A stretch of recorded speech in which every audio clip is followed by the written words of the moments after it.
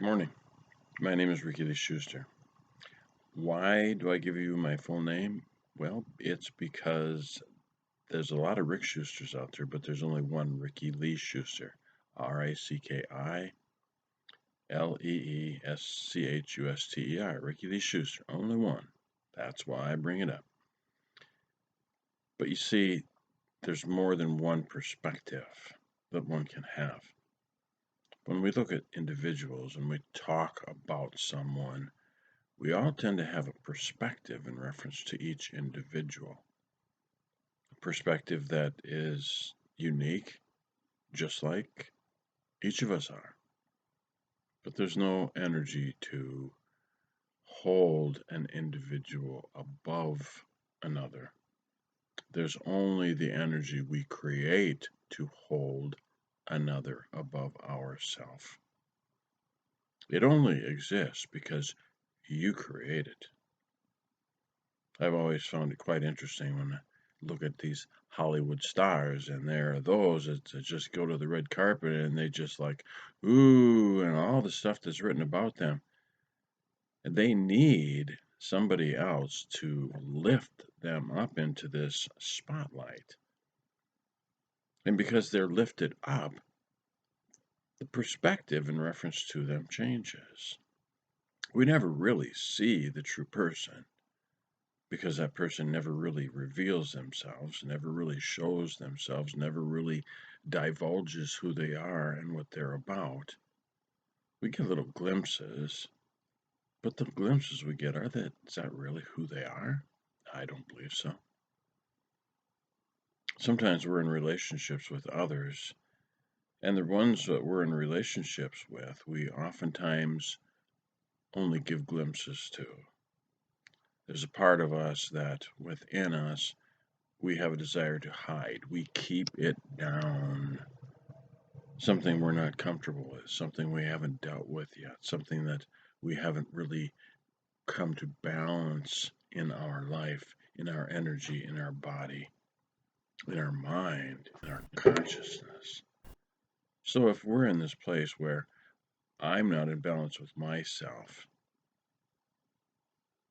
then how can others actually be in a place of balance around you? Because if you're not in balance, how you see them also can be not in a balanced perspective. Sometimes we will hold another to a higher level of expectation than we'll hold ourselves. Sometimes we'll feel as though another is insincere when in fact within ourselves we are also being insincere. We oftentimes, whether we wish to believe it or not, will oftentimes see in another what we struggle with within ourselves. That's something to contemplate and to look at. We see in another what we oftentimes struggle with within ourselves. If you're going to exist in a place where you are truly holding a different perspective in reference to others, see them, invite them, allow them to demonstrate who they are and how they exist, and be an observer. Sometimes we have a tendency to get caught up in the first person. It's like they say something, and it's like, oh, you hurt me. What? I, I hurt you? Do we take hurt? That's something that we create. The other person said something, you hurt me. No, we can't be hurt by another. We can only be in a place where we choose to be hurt by what they said. Otherwise, they're just words.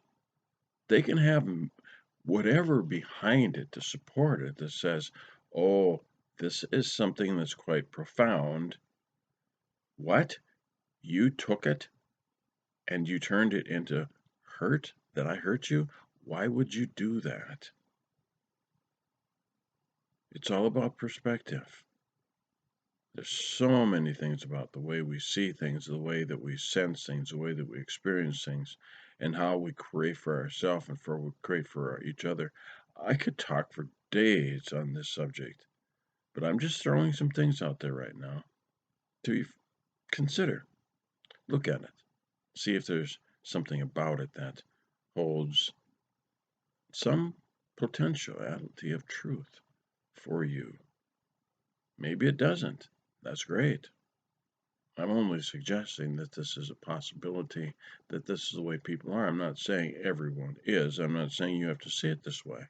I'm only saying it's a perspective that I am sharing today. So thank you very much for taking time. I'll be back on this subject again. Talk to you soon. Bye.